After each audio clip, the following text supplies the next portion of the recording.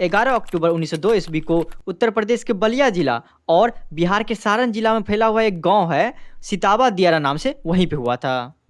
इनके बचपन का नाम बॉल बताया जाता है और उनको ना जेपी के नाम से भी जाना जाता है। उसके साथ साथ एक लोक नायक है, उनके नाम से भी ये बहुत ज़्यादा फेमस है।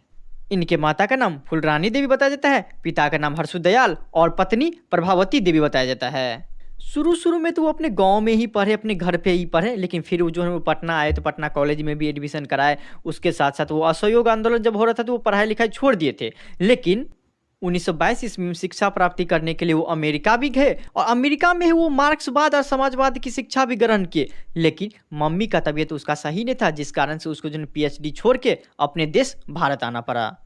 आते ही वो 1929 ईस्वी में कांग्रेस में शामिल हुए और 1932 ईस्वी में जब सविनय अवज्ञा आंदोलन चल रहा था उस टाइम वो जेल भी गए। और जब जेल से बाहर आए तो कांग्रेस सोशलिस्ट पार्टी का गठन हो रहा था, उसमें वो अहम भूमिका निभाए। फिर वो आज़ादी के बाद 1952 में प्रजा सोशलिस्ट पार्टी का गठन में भी योगदान दिए। 1954 ईस्वी में उन्होंने विनोबा भावे के सर्वोदय आंदोलन से जुड़े। उसके बाद 1974 ईस्वी में जब छात्र आंदोलन चल रहा था उसका ये नेतृत्व भी किए। और जब पूरे देश में आपातकाल लगा हुआ था उस दौरान वो जेल भी गए और इनके मार्गदर्शन में ही जनता पार्टी का गठन हुआ है।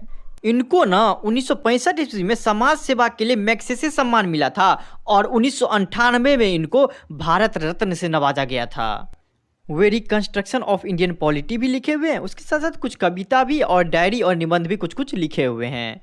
ये जो चैप्टर दिया गया है वो आपको 5 जून 1974 ईस्वी को जयप्रकाश नारायण जी भाषण दिए हुए थे अपना ही पटना के गांधी मैदान में, उसी का एक छोटा सा प्रारूप है। जबकि इनका पूरा भाषण ना जनमुक्ति नाम का एक पुस्तक है उसमें दिया गया है।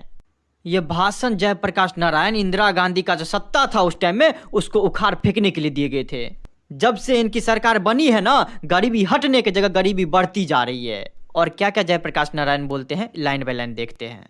बिहार प्रदेश छात्र संघर्ष समिति के मेरे युवक साथियों, बिहार प्रदेश के असंख्य नागरिक भाइयों और बहनों, अभी अभी रेणु जी ने जो कविता पढ़ी, अनुरोध तो वास्तव में उनका था।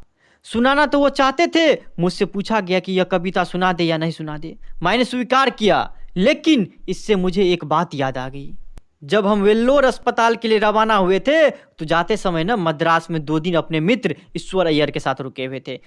वहाँ हमसे मिलने के लिए दिनकर जी आए हुए थे, जी रामधारी सिंह दिनकर और गंगा बाबू। वैसे गंगा बाबू तो मेरे मित्र थे, सहपाठी थे, मेरे साथ तो रहते थे, रूममेट थे। लेकिन वैसे तो वो शुरू में बहुत कविता सुनाए, लेकिन वो बोले कि ये जो तुम आंदोलन शुरू किए हो हमको बहुत आशा है तुमसे। अरे हमको तो छोड़ो, जनता को आशा है, बच्चे को आशा है, छात्र को आशा है